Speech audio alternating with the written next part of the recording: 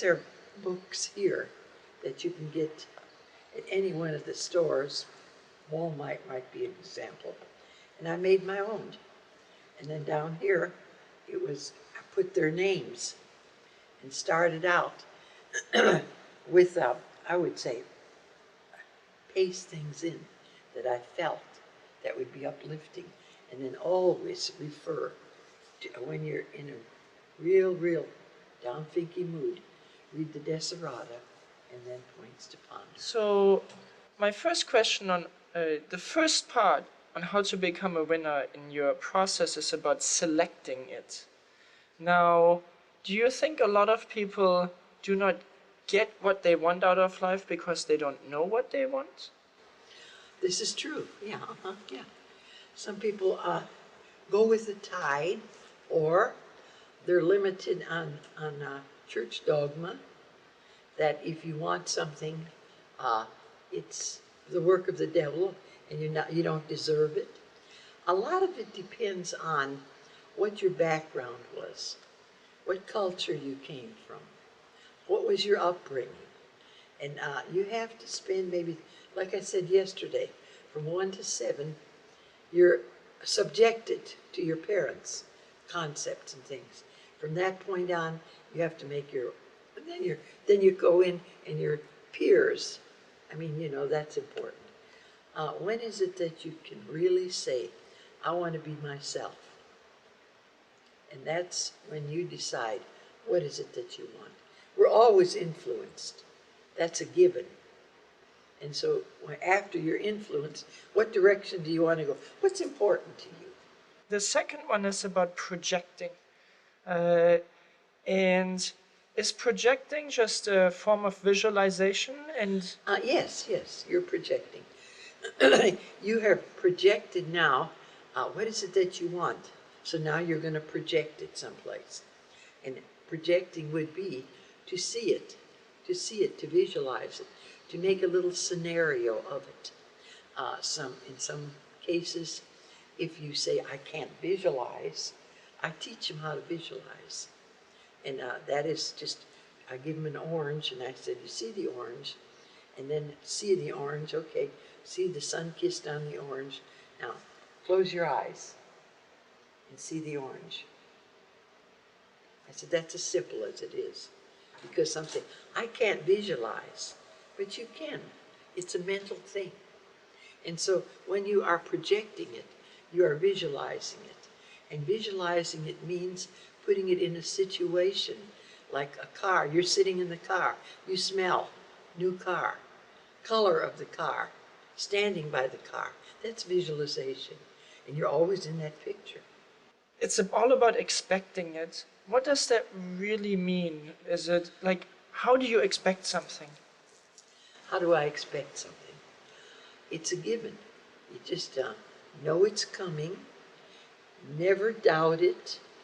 If something comes to your mind, and don't tell anybody, because when you tell people, they have a negative condemnation, and they say, what makes her think she's going to win that? Now, in my case, because I won everything, it was to my advantage, because they'd say, she's going to win it. And so they gave me more energy. But if you are surrounded by negative people, then I would not tell anybody. I would keep it to myself, and I would expect it. I know it would come. And then if I got disappointed, and this is very common, I would say, no, there's no failure, there's a delay in results. And then continue to do that, because sometimes things that you are expecting take a little longer than you anticipated. Now, all of that makes a lot of sense, but a lot of people will still have that nagging doubt. They will say, I've tried it, but I'm not successful. I'm not getting what I want out of life. I'm still not a winner. What do you say to those people that have listened to everything you have just said, but then come back and say, I'm still not where I want. I'm still not getting what I want? Okay, what you shared with me, the one thing, when they say this, I'm trying to do this. I said, honey, you can try and try and try the rest of your life, that to me is negative. What you take try out of your vocabulary, it's coming. It's coming and that's it. Trying means you keep on trying. That's negative. I never try, I do something. Very, very cool. Do you have any other follow-up question about that? You don't ever try, you do. Now, hold on. I just said Mike, a follow-up question. This should be in your voice too, because everything else is in your voice. But what is a good way of building up your degree of? oh yeah, no, In the beginning, it's hard to expect. yeah, This no, to I happen. How think do you that's build an up excellent. that degree? Yeah. So to somebody that is just learning how to become a winner, how to use the system to get what they want, would you recommend that they start with smaller, easier contests? Does that even exist? Is there, yeah, how do you recommend you get started with this? If you are, especially if you have not been a winner before. Okay. It all depends on the individual. If they think small, then they get small things. And if this makes you feel comfortable, then start out. I started out with an outboard motor. That was the thing. Then I went back to just bicycles and roller skates and footballs and little stuff that made the kids happy. And then all of a sudden, when we had a decision, let's project for somebody to pay for our vacation every year. So we never paid for our vacation. So we went to dude ranches, to New York, to Europe, to Disney World twice. And so those were leading up to it. Well, then as you win, I guess you'd say you get more confidence. So if the individual feels like, hey, that sounds overwhelming, I think I'm just going to project for something small, then do it. And then build up to it. Every person is different. And so that's what you do. I mean, my husband wanted an outboard motor. And that was the first thing that I thought of. Okay, we'll win it for him. What technique do you recommend to overcome negative thinking? As you mentioned, a lot of people, especially in their first 7 years, are conditioned in a way that they need to unlearn or remember. What's the best way to start doing that? Okay, fortunately today there's quite a number of books. The Power of Positive Thinking is one. You are what you think. Proverbs. And there's a magazine now, a national magazine, and it's called Woman's World, and it comes out once a week. That is the most powerful, positive book that is available today for anybody. Even my son reads it. And in this book, on every other page, there are thoughts for the day that are very, very powerful, on love, on protection, on energy, everything they have. It may be repetitious, but it's uplifting. So we look forward to that book. Every time I get it, I give it to my daughter-in-law. I'd have a copy here. But it's Woman's World. Okay. And I can't say enough about that. And you have also mentioned earlier today the law of attraction, which is very similar or identical to the system that you talked about a long time ago. Is there a difference between the law of attraction? Is there something specific that people should do to activate it, or is it everything that you already mentioned in your 4-step process? I don't think it's anything new or anything different. The law of attraction is desire.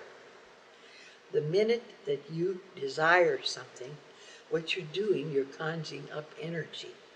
And then you're projecting out energy.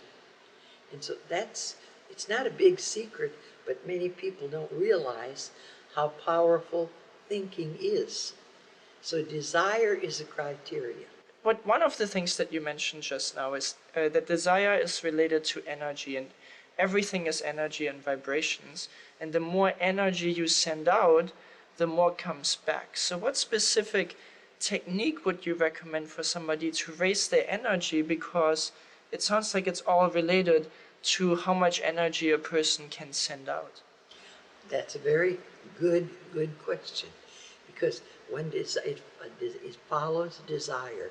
You have a desire, and if it's a positive desire, it can be negative too, but how much time are you spending on that? How often are you thinking about it? Thought becomes things. And another thing that I need to point out, and that is when you do something with emotion, emotion brings it faster, draws it faster to you. Emotion is, well, what you do on emotion, and you can watch a person when they cry or when they sad or when they curse and when they get angry, they're angry. The emotion is intense. And usually when they get very, very angry, and then something happens, because they're so angry that they lose the fact that they're working with an instrument that could be, and cut their hand off or something. This is energy. And I think there is a statistic on it. More accidents in this entire world are caused when somebody is really enraged in anger. Because then they don't look at anything else. They're so caught up in anger. And so when you are projecting and you have energy, like I said, you can even taste it. You can smell it. And that's energy. Going into a car with the new smell, that's a perfect example of using this more energy, because now you're experiencing it. See, we're touchy, feely, smelly people. I mean, that brings on more energy for us. So if you have the opportunity, especially if you want a car or a new house, you go into a new house and you can smell the new house because the lumber is still exposed. And so that would be more effective. Or if you find an old house, get into it and roam around. And this is my place. That's how I chose when we were going in different areas. When my husband was traveling, I would go to rent a place. I would go in, and my husband said, check it out. And I would go through the house. This doesn't smell good, and I'd leave. So you become, there are all those little things that you have at your disposal that you can utilize. And so this is energy. This is energy directing to it with emotion. Okay, thank you. Another question that I have is that, especially the positive thinking part, all starts in your mind. Now, a lot of people have a negative mind. How do you just suddenly cancel that? And I'm asking that because a lot of people that I've talked to, they just say they are not even the master of their own mind. How do you become the master of your own mind? Desire. Nobody can do it for you. You can point it out. And Dr. Murphy had a good saying.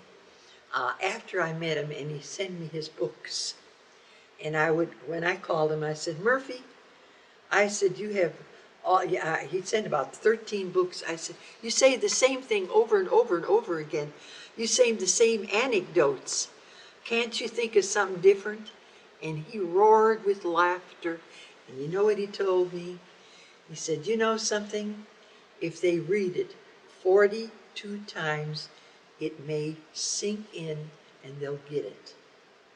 I think that's profound, because sometimes you have to read it over and over and over again until you say, oh, this makes sense. Then you change. Nobody can change for you. You can't tell people to change. You can't tell people you're too negative, nothing is going to happen to you. They don't believe it until you give them something and they look at it and might have to read it 42 times, and then they'll get it. Okay. Hopefully you don't have to read it 42 times, but Murphy was the one that said it. I call it Murphy's Law. Now, another question that I have is, after you had mastered this, the how to attract anything you want, always, you then went on to study the silver method.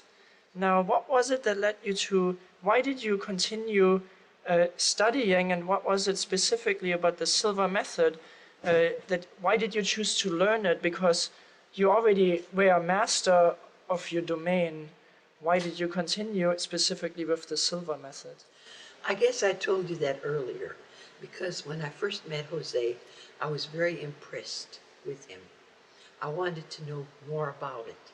And then when I went into the program as it is today and learned techniques, things I didn't really know. When you're reading that chart, how the brain functioned, valuable, fantastic information. But the information, when you can change energy and you can stop the bleeding, this was profound. Where else would I've ever gotten that technique? And so that's why I was so grateful for it, and I became his PR, just because he impressed me with the knowledge he had and was sharing it with everybody. Wonderful. It was a completely uplifting experience for me. Life is either a daring adventure or nothing. And I guess that's been my philosophy in contesting. And then all of a sudden, I win everything I possibly could win or want. And then I'm bored. So what's next? That's when I got serious about what makes me tick, click, and get sick. What makes you get that way? Why are you that way? Why are people different?